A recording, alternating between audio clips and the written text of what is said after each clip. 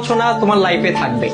তুমি যতদিন বেঁচে থাকবা ততদিন তোমার লাইফে সমালোচনা থাকবে, অবহেলা থাকবে, অবজ্ঞা থাকবে, তুচ্ছতাচ্ছিল্য থাকবে।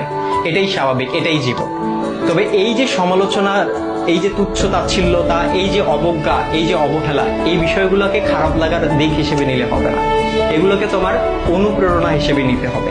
কারণ তুমি যখন এগুলোকে অনুপ্রেরণা হিসেবে নিবা, তখন এটা তোমার মধ্যে একটা জেদ তৈরি করবে।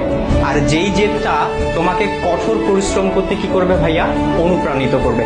তোমার কঠোর পরিশ্রম করতে গিয়ে তোমার সব ধরনের ক্লান্তিগুলোকে দূর করে দিবে। আর যখন তুমি একবার কঠোর পরিশ্রম করতে শিখে যাবা, তখন স্যাক্রিফাইসের যে বিষয়টা, এই বিষয়টা তোমার মধ্যে অটো চলে আসবে। সুতরাং এই যে, আর সবকিছুর সাথে যদি বলো যে এই যে সমালোচনা, এই সমালোচনার পাশাপাশি জেদ, কঠোর পরিশ্রম, স্যাক্রিফাইস, আর এগুলোর সাথে যখন মেধার সংমিশ্রণ ঘটবে, তখনই তোমার স্বপ্নগুলো পূরণ হবে।